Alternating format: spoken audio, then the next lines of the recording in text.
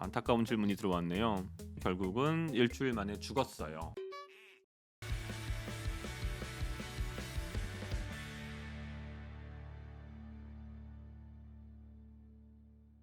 네, 안녕하세요. 브리더스 퀄리티 심영주 박사입니다. 질문이 하나 또 안타까운 질문이 들어왔네요.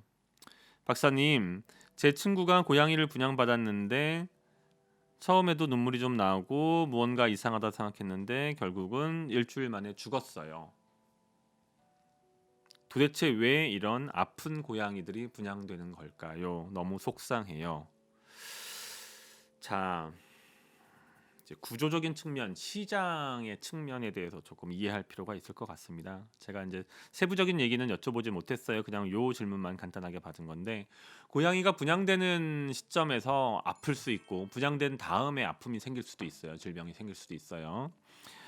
일단 고양이라고 하는 동물을 비롯해서 모든 동물은 뭐 그건 식물도 사실은 마찬가지입니다. 저희가 이제 겨우내 집안에 들여놨던 식물을 한 3월 중순쯤 돼서 햇빛이 괜찮네라고 밖에 내놓으면 어떤 상황이 벌어지냐면 몸살을 앓는다고 해서 이파리가 다 떨어지거나 또는 심지어 죽기도 해요.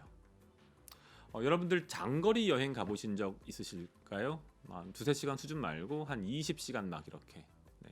이를테면 뭐 포르투갈에 여행을 간다든지 뭐 남미에 여행을 간다든지 그런 형태의 여행을 하면 어, 비행기만 한 열 몇 시간에서 많게는 30시간 가까이도 타게 됩니다. 그리고 이제 그곳에 도착하면 거의 망신창이가 돼요. 그래서 한 일주일 정도 끙끙 앓아요. 네. 저뿐만 아니라 제 주변에도 그런 사례들이 많이 있습니다. 저희는 보통 물갈이를 한다라고 이해를 하는데 사실은 그게 물을 갈아 먹어서 그런 경우도 있는지는 모르겠지만 저희가 통상 얘기하는 여독이라는 개념이에요. 여행의 독. 여행을 하다 보니 몸의 이뮨 시스템 전체적인 그 어떤 질병에 대한 대항 능력이 떨어져 가지고 그런 문제가 발생하는 거예요. 또 하나는 현지에 갔더니 현지에 풍토병이 있는 거예요. 뭐 이런 경우는 드물겠지만 사람의 경우는 그래서 나는 그 병에 대해서 그 병원체에 대해서 면역력이 없는데 그 병원체에 노출되다 보니까 아프게 되는 거예요. 보통 이제 이런 것들이 문제가 되는데 동물 특히 이제 고양이 중에서도 새끼 고양이는 더 심해요. 고양이는 일단 어떻습니까? 외부로부터의 자극에 매우 민감한 중위 포식자예요. 개보다 고양이는 훨씬 더 민감해요. 이유는 단순해요. 개는 전체 생태계의 최상위 포식자예요. 고양이는 최상위 포식자가 아닌 중위 포식자, 즉 누군가를 잡아먹어야 하지만 동시에 누군가에게 잡아먹힌 위험에 처하는 동물이죠. 그렇기 때문에 항상 예민하고 조심스러운 거예요. 잡아먹히지 않아야 되니까. 그리고 예민하고 조심스럽지 않았던 모든 선조 고양이는 잡아먹혔겠죠. 이해가 되십니까? 네. 그래서 우리가 현재 키우고 있는 고양이들은 매우 예민하고 조심스러운데 이런 과정에서 어린 고양이들은 면역 체계가 아직 약해요. 우리나라에서는 현재 구조적으로 이제 법률적으로 생후 8주가 넘은 고양이만을 분양하도록 하고 있는데 문제는 실제로 이제 펫샵 같은 곳에서 분양되는 고양이들이 생후 8주는커녕 4주, 5주, 6주인 경우들이 적지 않다는 거죠.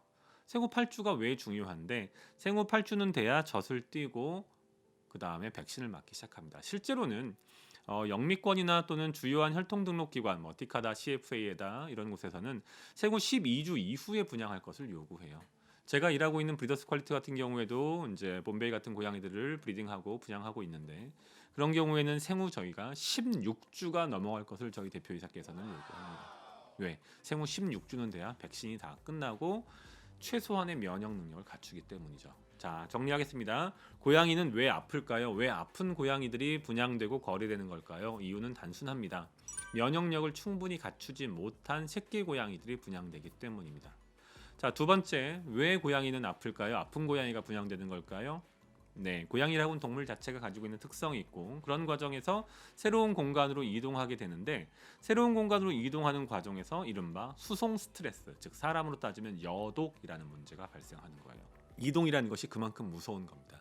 고양이의 경우 문제가 되는 또 하나 큰 이유는 이동 과정에서 자신이 어디로 가는지 모른다는 측면하고 여러 군데에서 만들어진 고양이들이 경매작이라고 하는 곳을 통해서 펫샵이라고 하는 곳으로 들어오고 그 과정에서 아프지 않았던 것 또는 서로 다른 병원체들이 일종의 병원균 칵테일을 만든다는 거예요. 이런 병원체들은 보통 잠복기라고 하는 개념이 있습니다. 적게는 하루 이틀에서 길게는 일주일 보름씩 가요. 지금 저희 코로나 바이러스 같은 경우에도 그렇죠. 코로나 바이러스를 오늘 제가 접했다고 그 다음 날부터 바로 아픈 것이 아니에요. 네.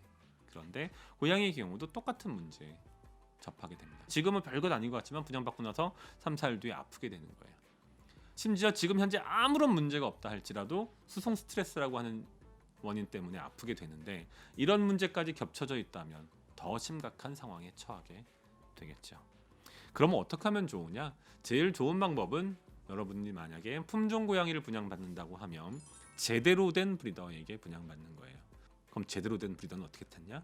다음 기회에 저희가 다시 한번 그 부분 깊게 말씀을 드리겠습니다. 오늘 왜 아픈 고양이가 분양되는 걸까요? 라고 하는 답변 마치겠습니다. 이상 리더스 퀄리티였습니다. 감사합니다.